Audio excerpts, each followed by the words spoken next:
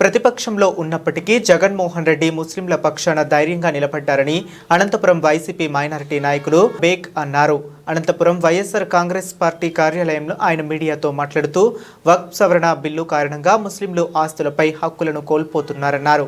ఇవి ఎప్పుడో తమ తాత ముత్తాతలు ముస్లిం సమాజానికి ఇచ్చిన ఆస్తులన్నారు. వీటిపై రికార్డులు అడిగితే ఇప్పుడు ఎక్కడ నుంచి తీసుకురావాలని ఆయన ప్రశ్నించారు. సెక్యులర్ దేశంగా ఉన్న మన భారతదేశంలో ఇలాంటి చట్టాలు ప్రజల హక్కులకు భంగం కలిగిస్తున్నాయన్నారు. ముస్లింలకు జరుగుతున్న నష్టాన్ని గురించి వైఎస్ జగన్మోహన్ రెడ్డి ఎంతో ధైర్యంగా సుప్రీంకోర్టులో దీన్ని సవాల్ చేశారన్నారు.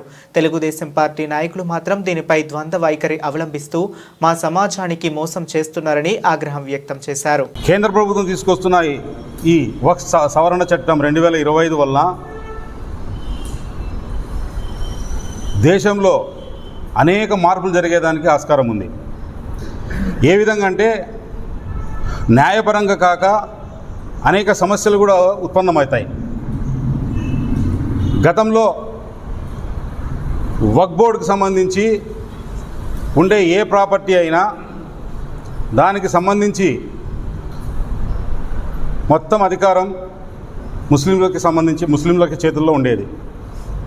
కానీ ఈరోజు కేంద్ర ప్రభుత్వం తీసుకొస్తున్న ఈ వక్ఫ్ సవరణ బిల్లు ద్వారా దీంట్లో ముస్లింలు కాని వ్యక్తులు కూడా ఇందులో భాగస్వామ్యం అవుతున్నారు.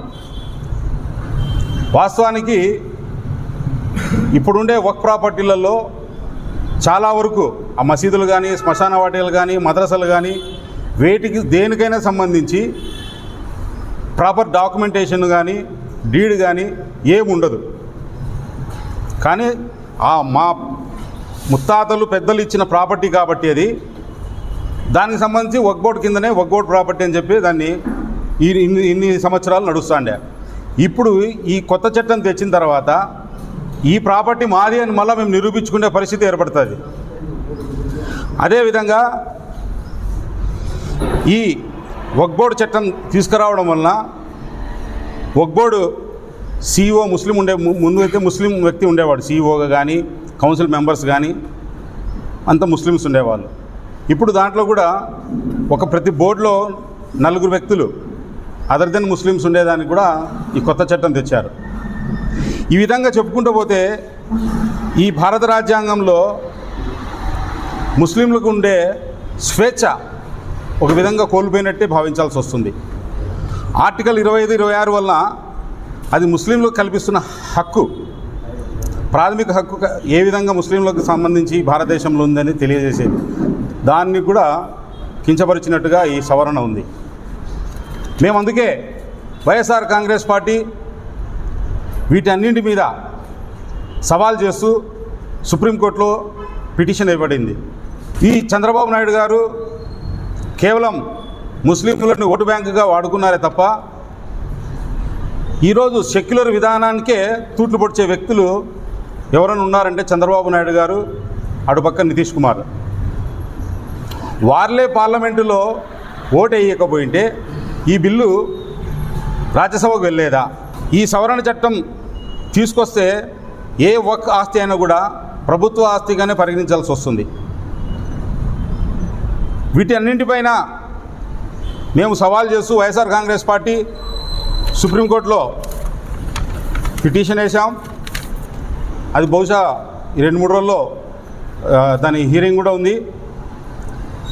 నిజానికి వక్ఫ్కి సంబంధించిన సంస్థలు కేవలం మతపరమైన కార్యకలాపాలకే పరిమితం కాదు. అక్కడ విద్య ఉంది, సంస్కృతి, అదేవిధంగా మద్రసలు, అనాథాశ్రమాలు, ఇలా చెప్పుకుంటే చాలా వరకు ఇన్ని రోజులు జరిగినాయి. కానీ ఈ కొత్త చట్టం వచ్చిన తర్వాత అవన్నీ జరుగుతాయా అనేది ప్రశ్నార్థకంగా మారింది. గతంలో బీజేపీ నాయకులు మసీదును కూలగొడదాం, లోపల శివలింగం ఉంటే మాది, లోపల సమాధి ఉంటే మీది అన్నారు. ఆ రోజే మేము ప్రతిఘటించింటే ఈరోజు బీజేపీ వాళ్ళు ఇట్లా ధైర్యం చేసే వ్యక్తులు కాదేమో అని చెప్పి నా అభిప్రాయం. వేరే వాళ్ళ పెత్తనం చలాయించడానికి వస్తే మాత్రం వైఎస్ఆర్ కాంగ్రెస్ పార్టీ ఎంతవరకైనా పోరాడుతుంది. మా నాయకుడు కూడా దీన్ని సవాల్ చేస్తూనే సుప్రీంకోర్టులో పిటిషన్ కూడా వేసినారు.